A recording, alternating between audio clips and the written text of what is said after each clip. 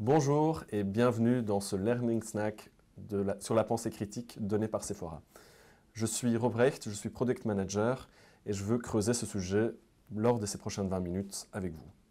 Sephora veut être le partenaire de compétences par excellence pour toute la commission paritaire 200 et donc lançons-nous.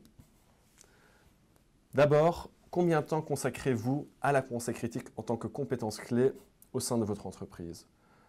Pas moyen d'en répondre directement, bien sûr, mais je vais vous laisser réfléchir un petit moment, peu importe que votre fonction soit de RH, L&D ou tout autre.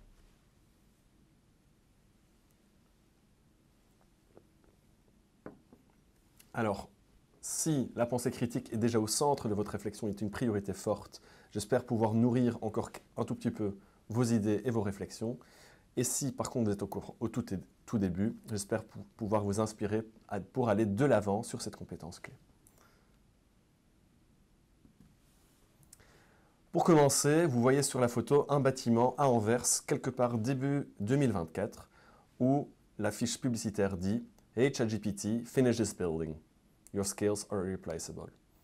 Cette image indique bien que on peut poser plein de questions à ChatGPT, mais certaines choses, il ne saura jamais faire, comme la construction.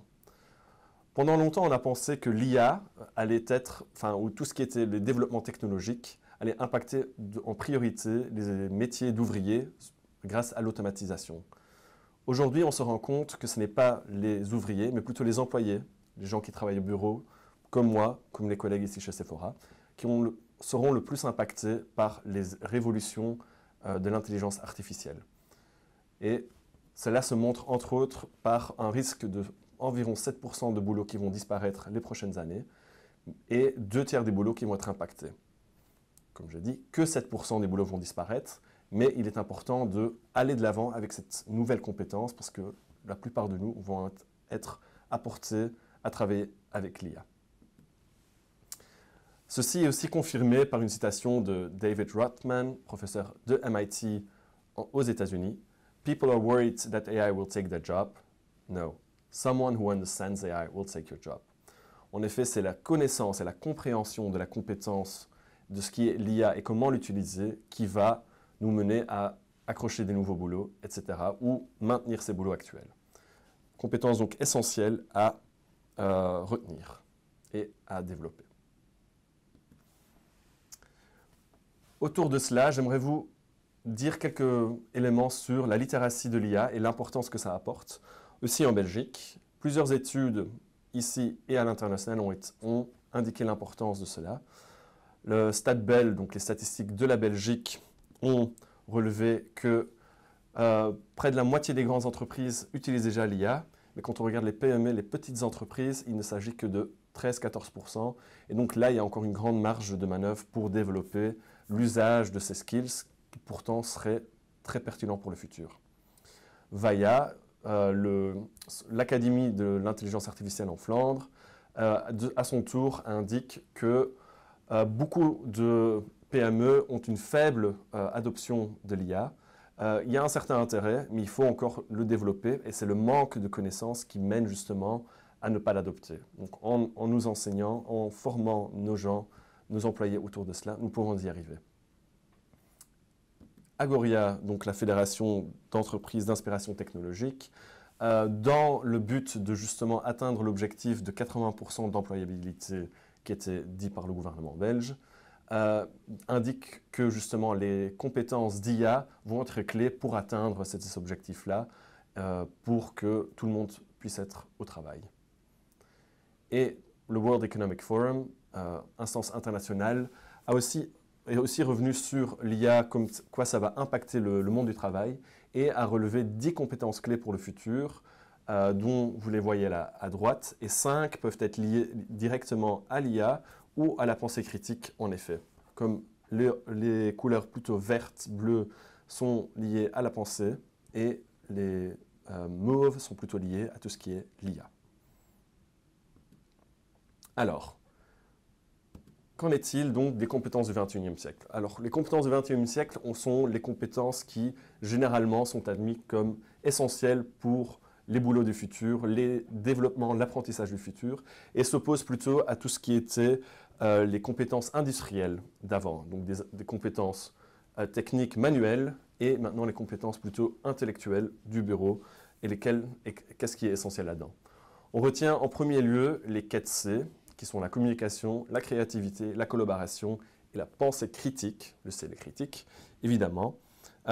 C'est des compétences qui justement nous permettent d'apprendre plus en profondeur et de développer ces compétences plus loin.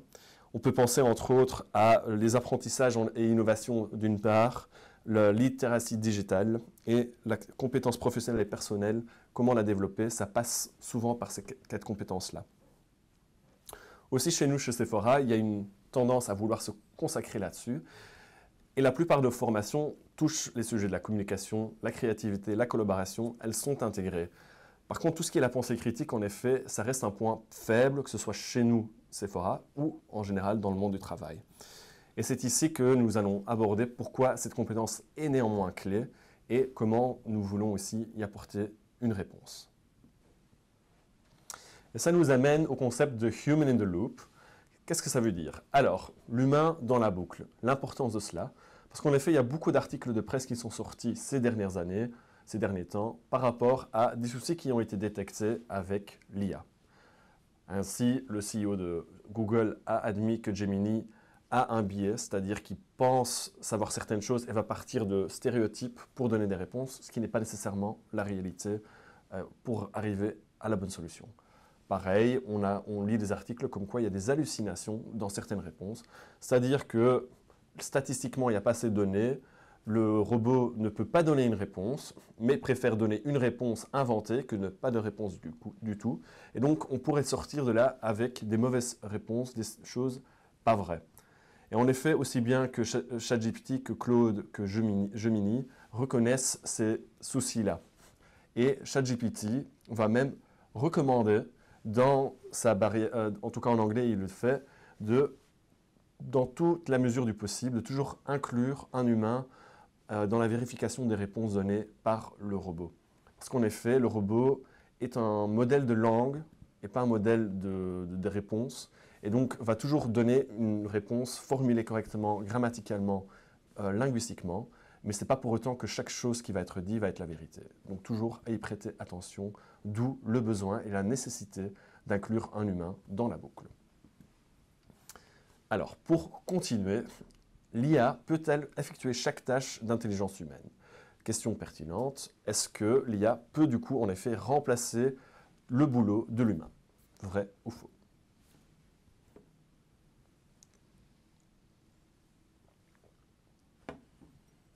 Alors, je vais essayer de répondre à cette question grâce à 3 exemples ci-après. Premier exemple, l'exemple de la psychologie intuitive qui fait partie de l'intelligence humaine. Alors c'est aussi connu sous la théorie de l'esprit pour certains, ou le bon sens, c'est-à-dire que par exemple, quand on voit l'image de la personne qui porte énormément de livres dans ses bras, un humain va généralement assez vite pouvoir se dire « Ah oui, il y a un grand risque que cette personne, à un moment donné, ne voyant pas ce qu'il y a devant lui, devant elle, va lâcher les livres, elles vont tomber par terre et dégâts. » En tout cas, situation comique. Un robot comme ChatGPT ne va pas nécessairement ne pas arriver à cette réponse-là, mais ça ne va pas être intuitif ou du bon sens en lui-même. Ça va être une procédure d'analyse s'il y a beaucoup d'histoires qui disent une personne qui porte beaucoup de livres les fait tomber, potentiellement on va arriver à la réponse, mais ce n'est pas automatique, spontané, comme ça pourrait être pour l'être humain. Deuxième exemple que je vais vous montrer ici, c'est l'exemple corrélation et causalité. À droite, vous voyez l'exemple de la génération d'énergie grâce au vent au Taïwan et en même temps les recherches pour « je me sens fatigué » au Taïwan. On voit que les deux sont assez liés. Si l'un monte, l'autre monte aussi. Il y a a priori, il y a donc un lien direct qu'on pourrait déterminer grâce à cela, et ce qu'un robot va potentiellement faire. En fait, en vérité, en tant qu'humain, on va se dire assez vite, mais c'est absurde, qu'est-ce qui pourrait bien être là? La vérité est que c'est lié au vent en premier lieu. Plus qu'il y a de vent, plus il y a d'énergie qui est générée d'un côté, mais plus qu'il y a de vent, plus il y a aussi de poussière qui va voler dans l'air, qui va circuler. Et donc beaucoup de gens, surtout avec des problèmes de respiration, vont du coup se demander pourquoi je suis fatigué. Et donc le vent est la cause des deux, mais les deux ne sont pas directement liés. Pareil en Belgique, on peut s'imaginer, quand on va à la mer, souvent quand il y a beaucoup d'interventions des sauveurs, ben, il y a aussi beaucoup plus de glaces qui sont vendues sur la plage. Il n'y a pas de lien direct évidemment entre les deux, mais s'il fait beau, on va vendre plus de glace, il y a plus de gens, et pareil, il y aura besoin de plus d'interventions parce qu'il y a plus de gens. Donc c'est d'autres facteurs qui jouent, même si les deux statistiques montent en parallèle aussi dans ces circonstances-là. Le robot aura plus de difficultés à répondre à cela, parce que ce n'est pas cette intuition de voir automatiquement qu'il y a peu de probabilité que deux faits soient liés. C'est ce modèle de causalité et une limitation des données dont elle a possession. Troisième exemple que je vais vous donner, c'est celle de l'abstraction. De nouveau, ici, nous voyons trois images. Un robot va pouvoir vous décrire exactement ce qu'il y a dessus, mais en fait, déterminer ce qui unit ces trois images, ce sera moins évident pour un robot. Tandis que pour l'être humain, on va généralement pouvoir dire assez facilement qu'on voit un trident, le chiffre 3, des trèfles à 3 feuilles, le chiffre 3, ou une voiture qui arrive sur un carrefour et qui a 3 options pour circuler, aller tout droit, gauche et droite. Le robot, ce n'est pas impossible qu'il arrive à la même conclusion, mais ça va prendre beaucoup plus de temps ou ce n'est pas aussi logique. Le robot est limité à des schémas concrets, des données qui mènent de A à Z, et donc des comparaisons de tel style sont plus compliquées. Il n'y a pas de raisonnement créatif pour le robot, tout est basé sur des données objectives, et il n'y a pas cette flexibilité dont on a besoin ou qui est idéale pour comparer ces images-ci. Et donc, avec ces trois exemples-là, je vais vous montrer ce test qui a été développé récemment, qui s'appelle un test, un Social Turing Test. Turing est un scientifique qui a été actif il y a quelques décennies et qui a déterminé que, en fait, il fallait tester si les robots savaient répondre aussi bien en conversation à des questions que l'être humain. Et le test Turing, c'est donc ça. Est-ce qu'on peut déterminer que c'est un robot en face de nous ou un être humain? Jusqu'à il y a sous peu, c'était assez facile pour la plupart des gens de déterminer que si oui ou non c'est un robot ou un autre être humain en face de lui. Mais récemment, c'est devenu plus compliqué, justement grâce à ce grand développement de l'IA. Et donc ici, un exemple de test. En 2 minutes, vous allez échanger avec l'écran et échanger des questions, poser des questions et y répondre avec quelqu'un ou un robot de l'autre côté. Et à vous de déterminer de quel des deux il s'agit. En l'occurrence, ce test a déjà été fait 1,5 million de fois, donc quand même déjà une bonne base de données, et 60% des personnes ont pu prédire la vérité. Un bon score, ça veut dire donc qu'on n'est pas encore parfait, mais on est quand même pas loin de la moitié des fois qu'on peut se tromper si on interagit avec un robot ou pas. Si vous voulez tenter le coup, n'hésitez pas à scanner le code QR. En attendant, je vais déjà continuer avec la suite de cette formation, de ce webinaire plutôt. Alors, dans ce cadre-là, avec Sephora, nous avons développé une nouvelle formation qui s'appelle « Comment dialoguer de manière critique avec ChatGPT ». La réflexion critique est en effet une compétence clé du XXIe siècle. Comment se présenter et comment faire appel à cette réflexion pour avoir des meilleurs résultats au travail et dans ses apprentissages. Nous avons mis ChatGPT pour avoir un élément concret. Comme expliqué juste avant, le robot IA, l'intelligence artificielle, c'est donner des bonnes réponses, mais il faut toujours avoir un regard critique pour pouvoir analyser ce qui se passe. Et donc, grâce à cela, nous allons essayer de vous former à avoir une bonne pensée critique face à cela. De quoi est-ce qu'a l'air cette formation? Alors, nous avons développé un apprentissage mixte en 3 étapes. Mixte, une partie asynchrone, chacun à son propre rythme, et une partie synchrone, ensemble, tout le monde participe en même temps à la formation. C'est ce qu'on appelle la Sephora Learning Experience, l'expérience d'apprentissage Sephora. On va partir sur une partie impliquée en ligne et une partie transfert en ligne à la fin aussi, et entre les deux, il y a la partie interaction. On veut essayer de faire une répétition espacée. En effet, pour avoir un meilleur transfert, un meilleur apprentissage, il vaut mieux qu'on répète à plusieurs reprises les informations pour pouvoir les ancrer de meilleure façon. Aussi la collaboration, une des compétences clés aussi du XXIe siècle, est un élément important pour pouvoir mieux ancrer les choses. Et pareil, on essaye de le faire à mesure de chacun des apprenants, parce que chacun a un autre contexte, et donc si on peut légèrement adapter, que chacun puisse apporter les éléments de son contexte personnel ou professionnel, ça peut ça peut favoriser du coup les apprentissages, et du coup je reviens aussi sur le transfert tel que mentionné juste avant. À quoi pouvez-vous attendre? Donc cette formation en un coup d'œil, on a une première étape asynchrone, chacun a son propre temps de 3 heures, et dans cela nous pouvons pour le moment, elle existe en néerlandais déjà en ligne. Elle va être sortir ici prochainement en français aussi. Mais donc, ce qu'on va évaluer dans cette première étape, ça va être justement la distinction en premier lieu entre être critique et avoir une réflexion critique, une pensée critique. Ce n'est pas exactement la même chose. Les deux peuvent être liés, mais ce n'est pas nécessairement que les deux mènent à la même résultat. Et il y aura un test pour vous auto-évaluer sur votre pensée critique. Est-ce que vous êtes critique? Est-ce que vous avez une pensée critique? Ou oui ou non? Et un score là-dessus. Et nous avons fait passer ce test aussi par plusieurs chatbots, dont Gemini, ChatGPT, Claude, etc.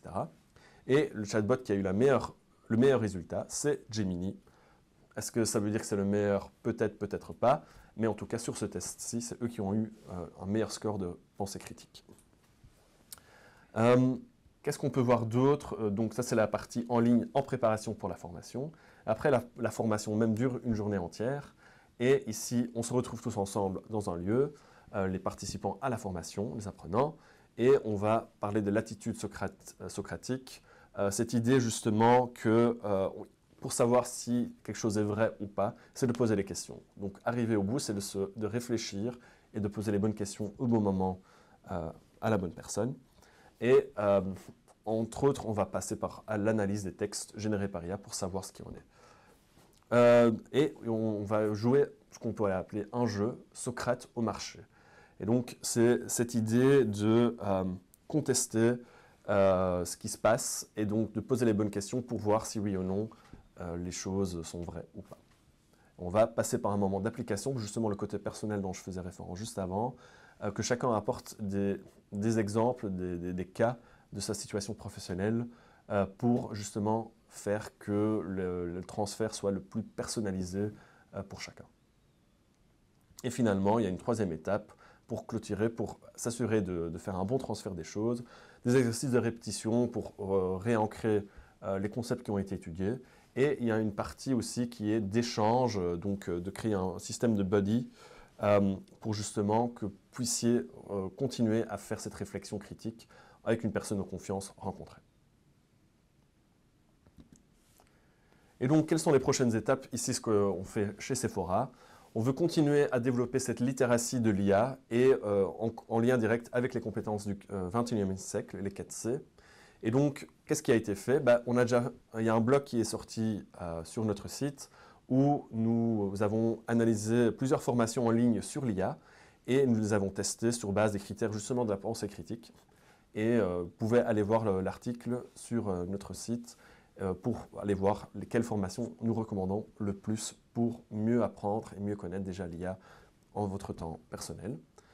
Nous allons en temps continu développer la littératie de nos formateurs, parce qu'on est la littératie de l'IA de nos formateurs, parce qu'eux auront aussi besoin de pouvoir transmettre les connaissances sur ces sujets-là. Nous avons une communauté d'environ 500 formateurs et nous voulons qu'ils soient au top de leur performance quand ils donnent formation. Et finalement, comme vous voyez, pour 2025, nous avons l'intention de continuer à développer des formations. Il y a une première ici en français qui va sortir et il y a plein d'autres idées sur comment nous pouvons continuer à développer, donc d'autres cours d'IA, mais aussi des compétences pratiques pour comment résoudre de problèmes, comment stimuler la pensée critique, plusieurs pistes qui vont être explorées pour au mieux soutenir les réflexions sur la pensée critique dans le futur proche pour vous. Je voudrais encore vous remercier pour votre attention et à bientôt dans une de nos formations.